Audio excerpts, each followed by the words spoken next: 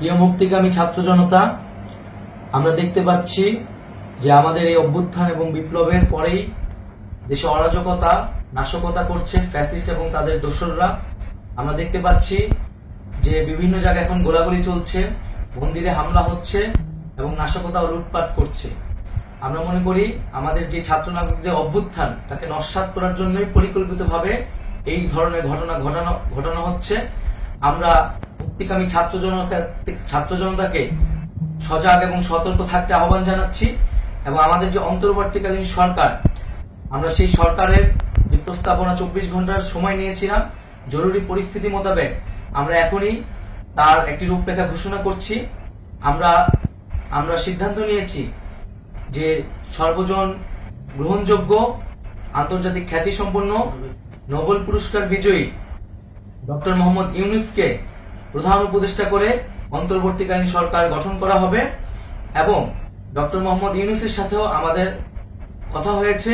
তিনি ছাত্র জনতার আহ্বানে বাংলাদেশকে রক্ষা করতে এই গুরু দায়িত্ব নিতে সম্মত হয়েছে। আমরা সকালের মধ্যেই আমরা এই সরকার গঠনের প্রক্রিয়া দেখতে চাই।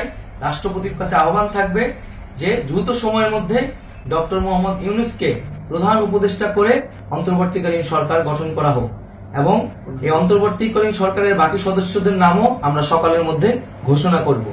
প্রিয় বন্ধুগণ, দেশে যে অরাজকতা চলছে, মানুষের জীবনের নিরাপত্তাহীনতা চলছে, সেজন্য আমরা রাষ্ট্রপতির কাছে আহ্বান জানাচ্ছি দেশে আইন শৃঙ্খলা পরিবেশ ফিরিয়ে আনার জন্য দ্রুত সময়ের মধ্যে কার্যকর ব্যবস্থা নিতে হবে এবং আইন শৃঙ্খলা বাহিনীকে সহযোগিতা করার জন্য মুক্তিকামী ছাত্র জনতাও রাজপথে থাকবে এবং অন্তর্বর্তীকালীন সরকার গঠন না হওয়া পর্যন্ত মুক্তিকামী ছাত্র জনতাকে রাজপথে থেকে তাদের যে অভ্যুত্থান, সেই অভ্যুত্থানকে রক্ষা করতে হবে।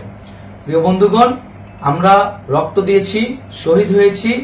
আমাদের যে প্রতিশ্রুতি একটি নতুন বাংলাদেশ গঠন করার জন্য, সেটিকে আমাদের অবশ্যই বাস্তবায়ন করতে হবে এবং অবশ্যই ছাত্র জনতার প্রস্তাবিত সরকার বাদে কোনো ধরনের সরকার কিন্তু মেনে নেওয়া হবে না। আমরা বলেছি কোন ধরনের সেনা শাসিত সরকার অথবা সেনা সমর্থিত সরকার অথবা এই ফ্যাসিস্টদের দোসরদের কোনো বি টিম সরকার কিন্তু আমরা মেনে নিব না। কোনো গণবিরোধী সরকারকে মেনে নেওয়া হবে না। ছাত্র জনতার অভ্যুত্থানকারী যে প্রস্তাবিত সরকার, অন্তর্বর্তীকালীন সরকার, যেটা আমরা সিদ্ধান্ত উপনীত হয়েছি ডক্টর মোহাম্মদ ইউনূসকে প্রধান উপদেষ্টা করে এই সরকার গঠন করা হবে, সেই সরকারকেই বাস্তবায়ন করতে হবে অবিলম্বে।